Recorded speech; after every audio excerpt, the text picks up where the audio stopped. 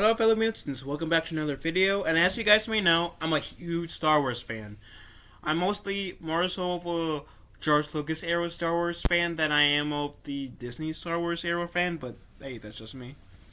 Um, but I gotta say, I have really enjoyed Jedi Fallen Order. One of the best games out there, especially under the Disney Star Wars run, which is not, at the moment not saying much because they hadn't released that many Star Wars video games since Disney owned Star Wars. So pick up the slack, Disney. But as you guys may know, there's a new Star Wars game that's coming out. That's supposed to be supposed to be the sequel to Jedi Fallen Order, which is called Jedi Survivor. And this Game Right article, we're going to go over why the Jedi Survivor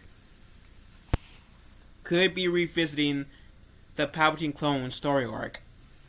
Now, I don't know how much of a good idea this is, but I guess since now that Palpatine cloned himself, became canon in the Rise of Palpatine, as I like to call Episode 9, they do have to explain away just how that was able to be. So, even though I might not be exactly a huge fan of the whole Palpatine cloning himself thing, but because from my memory from playing the Force Unleashed games, at least with the second one, anyways, where the second one game had us taking on this adventure of this clone of Starkiller, and I believe it was said in that game. I don't know if it was said before that, but it was said in that game that it was very hard to clone a Jedi, seeing how high their mini-chlorians were. And which is why I'm not exactly a huge fan of Palpatine clone story arc, because I think Palpatine is one of those characters that are so badass that he shouldn't get cloned per se to survive. I think if Palpatine were to survive the events of Return of the Jedi, it should have been in a different way. And I feel like cloning is a lazy way to explain how Palpatine may have survived or have came back. So that's just me. But let's just read. When Palpatine returned in Star Wars The Rise of Skywalker, many fans were understandably upset as the entire sequel trilogy never really set up or explained his return. The movie only offers a single line from Poe Dameron to explain this, with being the meme-worthy, "Somehow Palpatine returned." Now, a few pieces of Star Wars transmedia have dived into Palpatine's contingency plans, and it can be somewhat pieced together from there. But somewhat or somehows may be all fans really get. Yet somehow, once again, this could play a major role in the next chapter of the franchise, Star Wars The Jedi Survivor. Now, one could say, because this was introduced in Star Wars Rebels, was maybe, just maybe, Palpatine somehow called upon the world between worlds as he was coming down the elevator shaft, and did hold his lightning to make it seem like he died, but really he survived. I feel like using the world between worlds would also be a cheap way to have Palpatine escape death. But that's just me. Anyways, Of course, Emperor Palpatine is alive and well during the dark times whose Star Wars Jedi Survivor takes place, but his contingency plan is obviously not one formed over the course of a day. Fans have seen bits and pieces of it scattered everywhere, including Operation Cinder, as seen in Star Wars Battlefront 2, the Imperial destruction of Jakku, as it was his will that the Empire not outlive him, the remnant elect and creation of the First Order, the relocation to Exegol, and the construction of the Empire via the Final Order, and others. However, the one element of his plan has not been explained much in his clones, as well as the Strandcast experiments he conducted. Outside fans of Star Wars Legends, knowing how obsessive Palpatine was with his clones. And yeah, it's true that Palpatine did clone himself in Legends. But even then, I still think it's a lazy way to bring someone back. Someone like Palpatine is by cloning him. At least the way he was. Maybe like if he was a younger version of himself, then maybe like I would be like more okay with clone Palpatine in Rise of Skywalker. But that's just me. And yes, I'm being really critical. I got every right to be really critical. I am a major Star Wars fan. Been a major Star Wars fan ever since I was 11. I gotta have this explained, and I was very disappointed when how he came back wasn't explained very good in Rise of Skywalker. And my brother said, "Oh, you did." Check Disney Plus. Nope, it wasn't. Anyways, I'm going to stop criticizing. Let this continue. The Jedi Survivor, the Bacta tank, clones and Strandcast. It's a little messy, but fans know that Palpatine was reborn in a cloned body on Exegol. It's also known that he and his cult experiment with Strandcasting, pseudo Sith science, in the Star Wars universe, leading to the creation of genetically engineered creatures such as Snoke. The best comparison is that Snoke and Strandcast are effectively homunculi, as seen in fantasy and often associated with alchemy. This is important for Palpatine's return, but also something that probably started before his time on Exegol. I mean, if he had this as one of his contingency plans, then I wouldn't doubt that Palpatine thought of this plan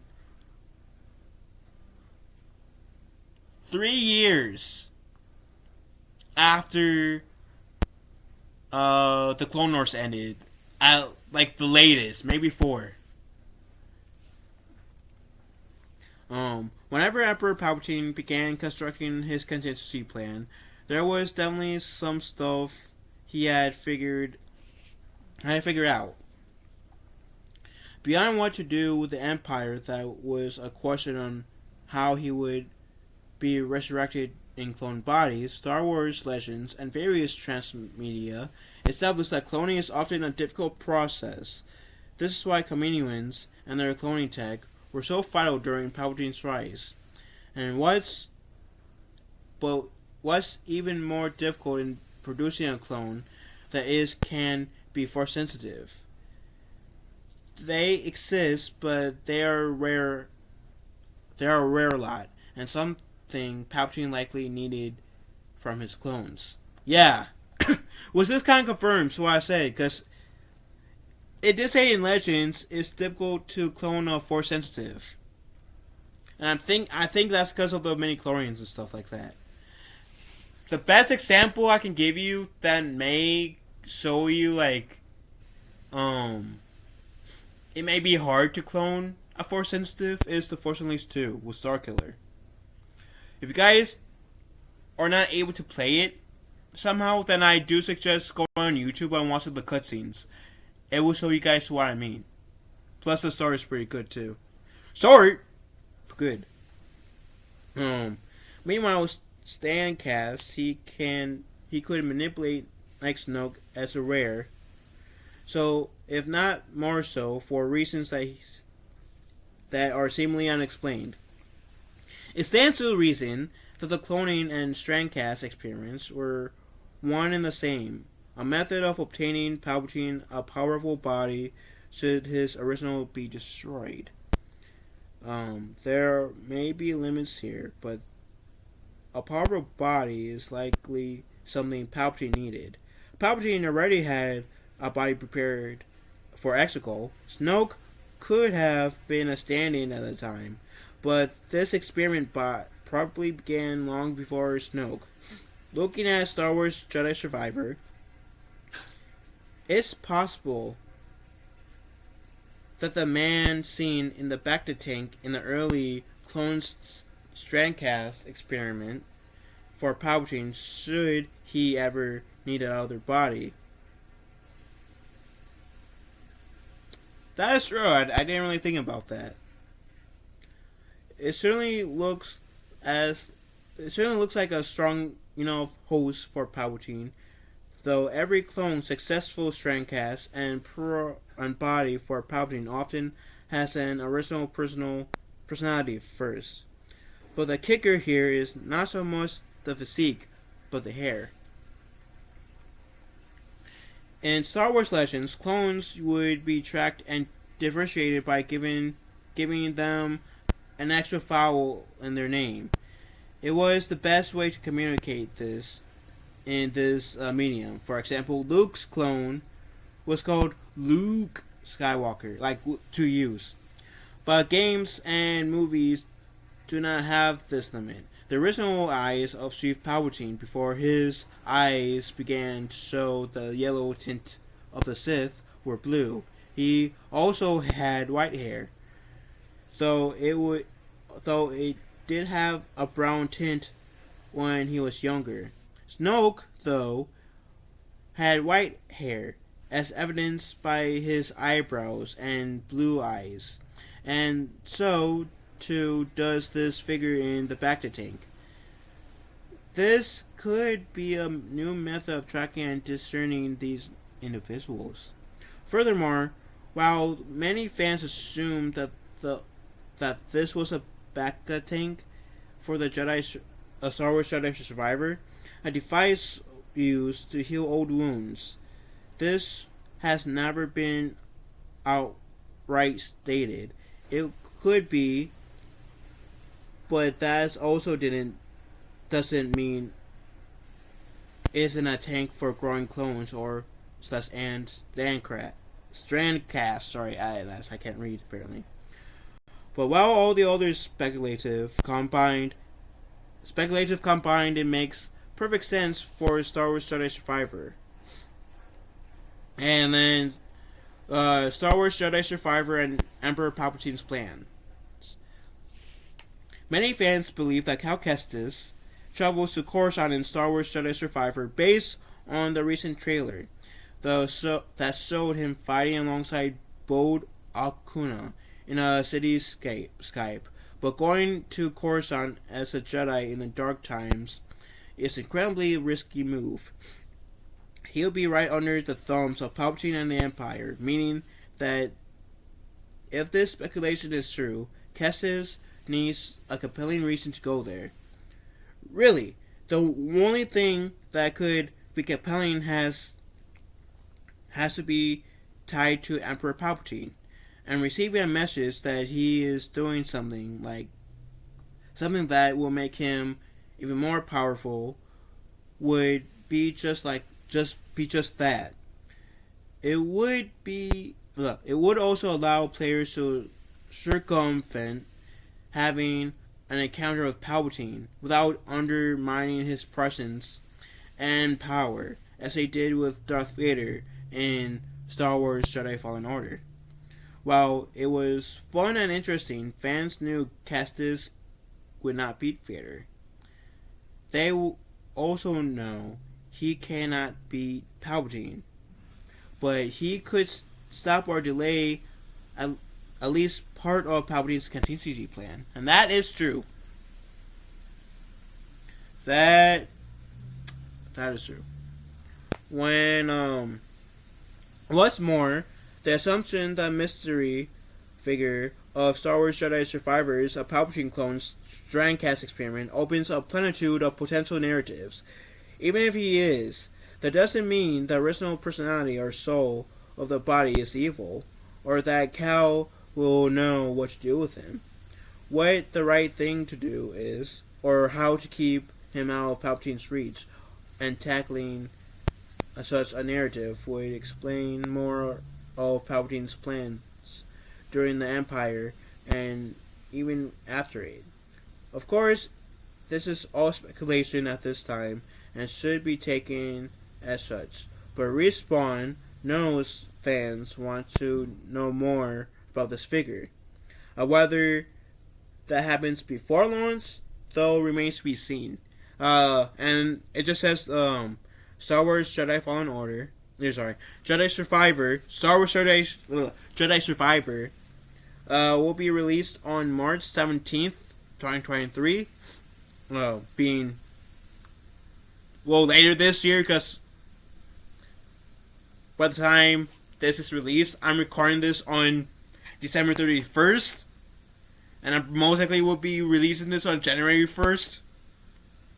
Yeah. For PC, PS5, and Xbox Series XS. And thank God I got a PS5 so I can play. Like, if someone gifts it to me, or I buy it, oh yeah, I'm planning to get it. Oh yeah. But with that said, I'm very excited about Jedi Survivor. If you guys haven't played Fallen Order, you guys should. If you guys haven't want to see Jedi Fallen Order, get gameplay of that, I do have gameplay. I have streamed that game on my channel before. I want to say in 2021. So go through my playlist, and you guys will see it. And hope you guys enjoyed this video. Let me know what you guys think in the comment section down below. Love you guys. Have a wonderful day. Be kind to one another, and may the force be with us all.